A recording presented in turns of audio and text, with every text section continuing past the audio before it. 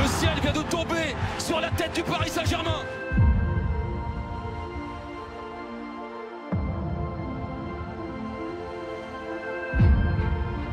Oublier le passé? Non. Mais au lieu de le fuir, il faut y faire face. Les remontadas, Paris ne veut plus les subir, mais les infliger à ses adversaires. Et si dans les moments de doute, le résident du parc bafoue son football dans un monde normal, alors peut-être lui faut-il un monde anormal, dans un format exceptionnel.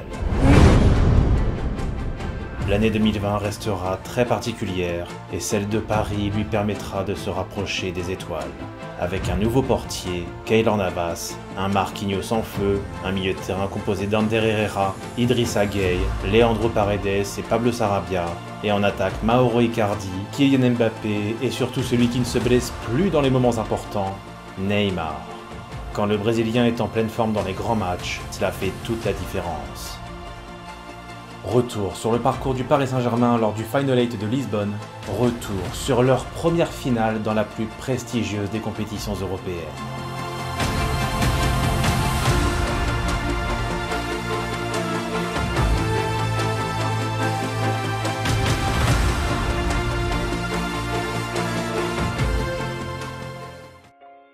Saison 2018-2019, Paris ne remporte qu'un seul trophée en fin de saison, la Ligue 1, après avoir perdu la Coupe de France et la Coupe de la Ligue, et surtout après une troisième élimination consécutive en huitième de finale de Ligue des Champions, encore dans des circonstances exceptionnelles. Les mots du défenseur brésilien Marquinhos ne laissent aucune place au doute, Paris sort d'une saison ratée. Ça reste très bien de remporter au moins un trophée, mais pour eux, ce n'est pas normal. Mais malgré ce coup d'arrêt, le club décide de prolonger son entraîneur Thomas Tuchel avec en ligne de mire la reconquête des coupes et surtout cette volonté de briser le plafond de verre des huitièmes de finale de Ligue des Champions. Au premier tour de la plus prestigieuse des compétitions européennes, Paris va se payer d'entrée le Real Madrid de Karim Benzema sur le score de 3-0. Les protégés de Tuchel font le job comme toujours en phase de groupe et décrochent même un bon match nul à Bernabéu de partout, permettant au Paris Saint-Germain de glaner la première place. En fait, Paris a toujours maîtrisé la phase de groupe, car même s'il y a eu quelques difficultés lors de certaines années, depuis l'arrivée du Qatar, Paris ne s'est jamais fait éliminer au premier tour. Mais le problème, c'est qu'il faut remonter à la période Laurent Blanc en 2016 pour trouver trace d'une qualification en quart de finale. Une malédiction à briser donc en 2020 face aux Allemands du Borussia Dortmund, l'ancien club de Thomas Tuchel. Au match aller au Signal Iduna Park, le mur jaune portera une très belle équipe allemande dans ce 3-4-3 avec Hummels en défense centrale et le capitaine Piszczek à ses côtés, deux arrières latéraux qui feront office de piston, Raphaël Guerreiro et Achraf Hakimi sur les ailes, et devant Thorgan Hazard et Jadon Sancho pour servir le géant norvégien qui défraye la chronique à ce moment-là, le très efficace Erling Haaland. Côté Paris, également dans une défense à 3, Thomas Tuchel aligne ses trois centraux, Marquinhos, Kimpembe et Thiago Silva, deux pistons, Kurzawa et Meunier qui vont accompagner la charnière du milieu, Verratti, Gueye, et enfin un trio composé de Neymar, Mbappé et Di Maria. Malgré le score de parité à la pause, les débats sont intenses et le très expérimenté Keylor Navas ne laisse rien passer, mais de l'autre côté, Burki se montre également très rassurant pour Dortmund. Le duel reste ouvert, mais toujours sans but, jusqu'à la 68e. Le redoutable Haaland, qui n'est pas hors jeu, s'amuse dans la défense parisienne et marque. Et alors que la bande de Tuchel semblait vivre un moment de flottement, seulement 7 minutes plus tard, grâce à un superbe travail de Kylian Mbappé, Neymar égalise à un partout. Et lorsque Paris pensait avoir fait le plus dur, c'est justement dans un moment de négligence que Dortmund va surgir seulement 2 minutes plus tard. Avec beaucoup d'espace autour de lui, Haaland n'a plus qu'à armer. 2-1, Paris ne reviendra pas dans ce match aller et doit concéder la défaite à Dortmund. Le sentiment de frustration est énorme après cette rencontre. Paris n'a pas suffisamment exploité les temps faibles du Borussia, et ce malgré un grand nombre d'occasions franches. Dès les huitièmes de finale, Paris affiche ses limites, mais il faut aussi voir le bon côté des choses. 2-1, ce n'est pas non plus insurmontable, et Neymar a eu la très bonne idée d'inscrire un but à l'extérieur. Cette fois, Paris ne peut pas prendre le match retour à la légère, ils sont obligés de gagner, et bonne nouvelle, pour une fois, Neymar n'est pas blessé lors d'un match retour de la phase à élimination directe. Une première depuis son arrivée, mais pendant les 3 semaines qui séparent le match aller du retour, le monde part en vrille. La pandémie de Covid touche également la planète football Et pour éviter la propagation du virus, Paris ne pourra pas compter sur ses supporters lors du match retour dans un Parc des Princes à huis clos. Mais cela n'empêchera pas les ultra-parisiens de braver les restrictions sanitaires pour supporter leur club à l'extérieur du stade. La ferveur est énorme et les joueurs parisiens comprennent que même si ce stade est vide, autour du parc, tous ensemble on chantera.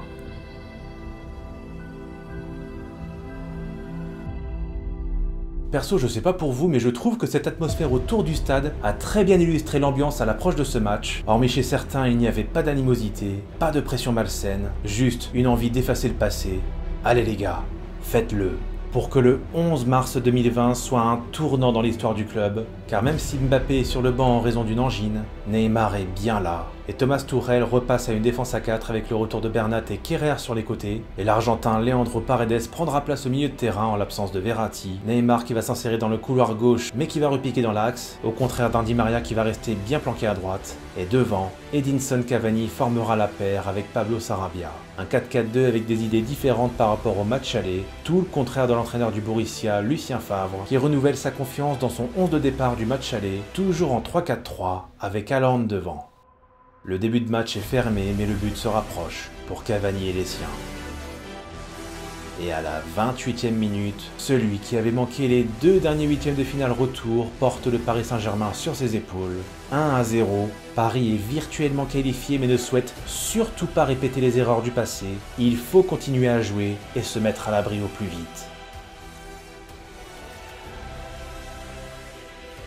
Neymar est tout simplement exceptionnel au milieu de terrain et juste avant la pause, c'est Bernat, encore lui, qui fait le break, 2-0. L'état d'esprit parisien est impeccable, mais le 3e but ne viendra pas. Ça ne fait rien, il faut désormais conserver cet avantage et attention, car les Parisiens sont tendus, il ne faut surtout pas encaisser de but.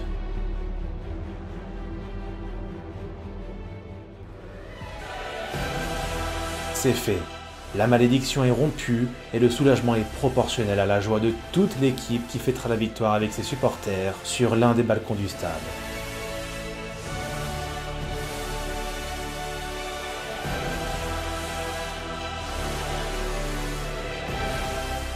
Paris célèbre cette qualification comme s'ils avaient gagné la Ligue des Champions et ils ont bien raison. Car non, ce n'est pas une petite victoire, loin s'en faut. Après 4 ans d'absence, Paris retrouve les quarts de finale. Mais pendant ce temps, la pandémie paralyse le monde entier et les compétitions de football s'arrêtent. La Ligue décide de ne pas attendre et annonce la fin prématurée du championnat. Le classement est donc arrêté à la 28e journée et sans grande surprise ni contestation, Paris est sacré champion, alors que les autres championnats majeurs reprennent du service, même à huis clos. Parallèlement, l'UEFA annonce une refonte exceptionnelle pour terminer au plus vite la Ligue des Champions, et afin d'éviter les risques de propagation du virus, les 8 dernières équipes en lice s'affronteront lors de matchs secs, sans match retour, et au sein d'une même ville, Lisbonne et ses 2 grands stades, sur un format classique de quart de finale, demi-finale et finale, comme si on était à un Euro ou une Coupe du Monde. Si donc Paris remporte ses 3 prochains matchs européens, il réalisera enfin son rêve. L'opportunité est unique, il faut tout faire pour l'exploiter. Mais d'un autre côté, et vu que la saison se poursuit en juin et juillet, eh bien les contrats de certains joueurs s'arrêtent au mois de juin, dont ceux d'Edinson Cavani et de Thomas Meunier, lesquels ont décidé de ne pas prolonger de quelques semaines pour participer au Final 8. Alors que Cavani était à ce moment-là le meilleur buteur de l'histoire du Paris Saint-Germain, le fait qu'il parte comme ça m'a un petit peu mis la larme à l'œil, mais surtout, je n'ai pas compris pourquoi le Paris Saint-Germain ne lui a pas fait un au revoir formel. Est-ce que c'était à cause du Covid ou alors parce qu'il y avait un petit peu de tension en interne? Edinson Cavani a toujours souhaité rester évasif sur le sujet, et je dois dire que venant de lui, c'est très classe, et certains auraient pu s'en inspirer. Paris va donc préparer cette dernière ligne droite européenne, et comme la Ligue 1 n'a pas repris, au contraire de la plupart des grands championnats européens, tous ses concurrents sont très éprouvés physiquement puisqu'ils ont dû terminer le championnat le plus vite possible, mais les Parisiens, eux, sont tout frais et vont disputer 2 matchs amicaux facilement remportés au mois de juillet, ainsi que les 2 finales de coupe pour lesquelles ils sont encore en lice. D'abord la Coupe de France face à Saint-Etienne, avec une petite victoire 1-0, une finale marquée par cette grosse faute de Loïc Perrin qui terminera sa carrière sur un carton rouge, une intervention qui a fait beaucoup jaser côté Paris car l'objectif est d'éviter des blessures. Mais justement lors de cette finale, Kylian Mbappé est victime d'une entorse et sa participation au Final 8 est très incertaine. En 3 semaines, une entorse peut vite guérir et encore, rien n'est moins sûr.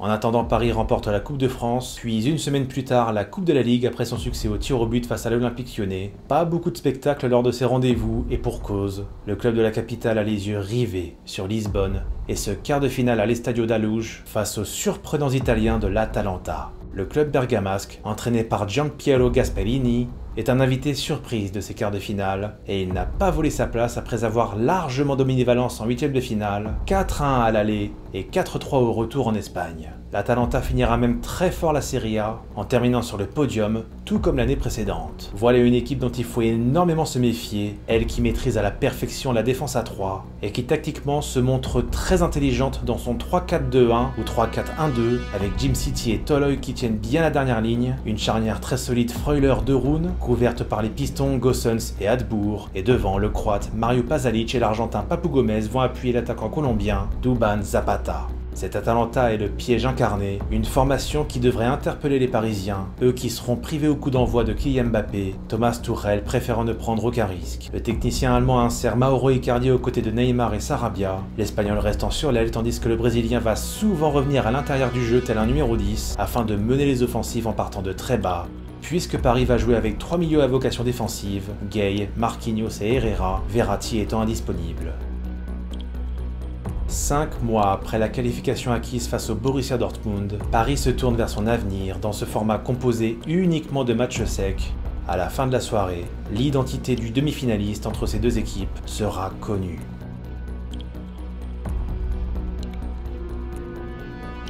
Troisième minute, quel chevauché de Neymar, mais hélas, il dévise beaucoup trop sa frappe. Énorme occasion parisienne, alors que Bergame attaque, mais Navas veille. Paris semble enfin avoir trouvé un grand portier. Le pressing de l'Atalanta les rend collectivement supérieurs au PSG et leur efficacité sera récompensée. 27e minute, Mario Pasalic ouvre avec brio le score. Pour le moment, seul Neymar brille au milieu de terrain où tous ses dribbles passent les uns après les autres. La prestation du Brésilien est juste démentielle, mais paradoxalement, il pêche cruellement dans la finition. Drôle de match, et à la pause, les hommes de Gasperini sont devant. Au retour des vestiaires, Paris montre une timide réaction, et à l'heure de jeu, lorsque Kylian Mbappé fait son entrée, cela va un peu mieux offensivement, mais c'est lorsque Leandro Paredes va faire son apparition que le milieu argentin aura un impact considérable en cherchant à tout prix le natif de Bondy.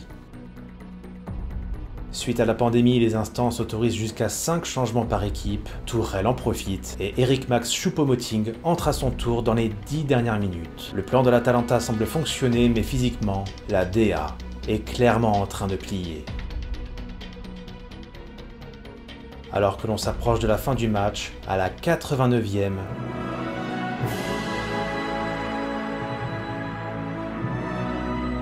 la libération, signée Marquinhos.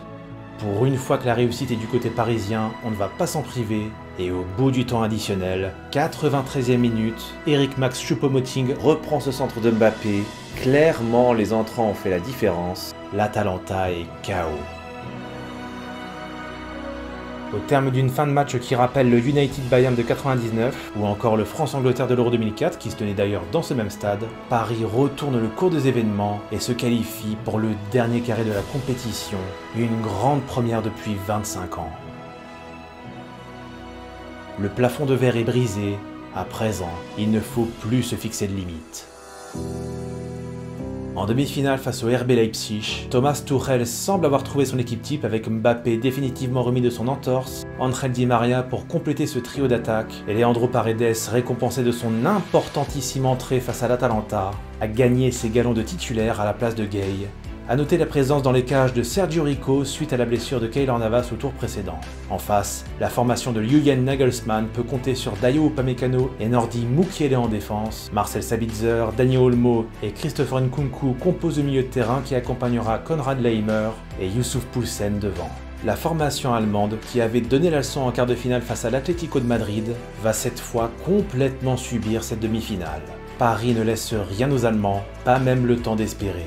Marquinhos est encore buteur pendant que Neymar est au sommet de sa forme, aux côtés d'un André Di Maria totalement épanoui.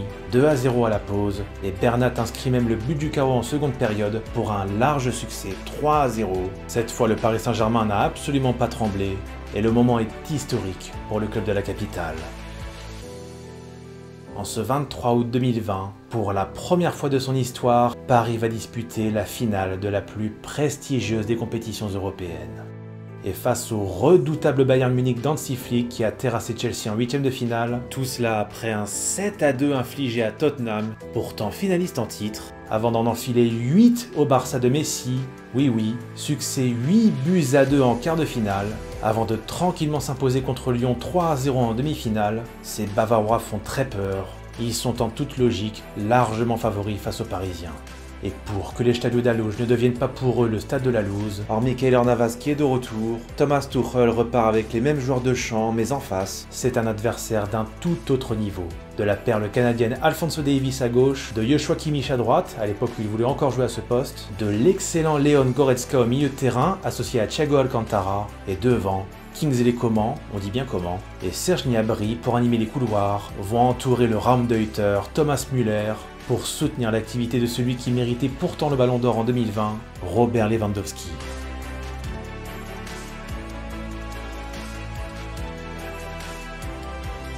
La France entière est tournée vers Lisbonne, c'est parti pour la finale. Excellent dans ce Final 8, Neymar fait douter la défense bavaroise, mais tout de suite derrière, c'était chaud.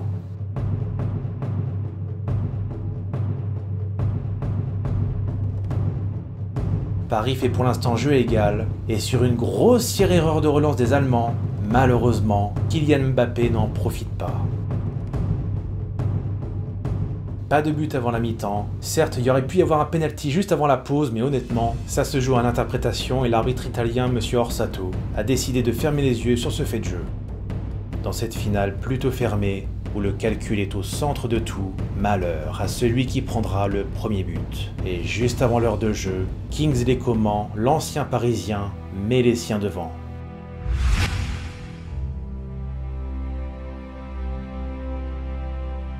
Qu'il sera difficile de marquer un but à ce Bayern, surtout face à ce gardien qui ne laisse absolument aucune miette devant ses buts. Cela fait même froid dans le dos.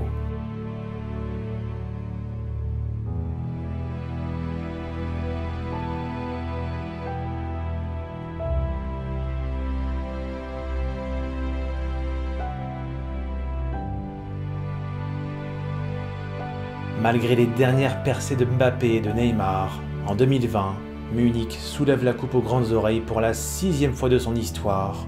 Paris doit s'incliner pour sa première finale.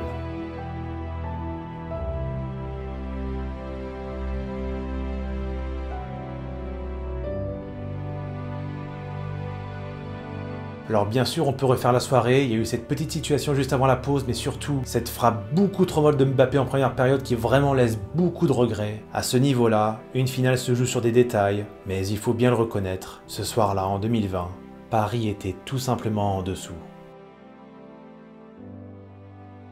Jamais Paris n'a été aussi proche d'atteindre son rêve en 2020, et si ce n'est pas passé cette année-là, cela veut tout simplement dire que ce n'était pas la bonne. Est-ce que le souvenir aurait été aussi beau dans un stade vide? Était-ce vraiment le bon moment? Un jour, Munich n'évoquera plus jamais un mauvais souvenir. Comme l'a dit Unai Emery, ça viendra. Un día, escúchame, que un día serán a favor del PSG. Y hasta que no se demuestre lo contrario, yo pienso que vamos a ganar todas las competiciones. Y lo digo además así, a pecho abierto. Yo pienso que vamos a ganar todo.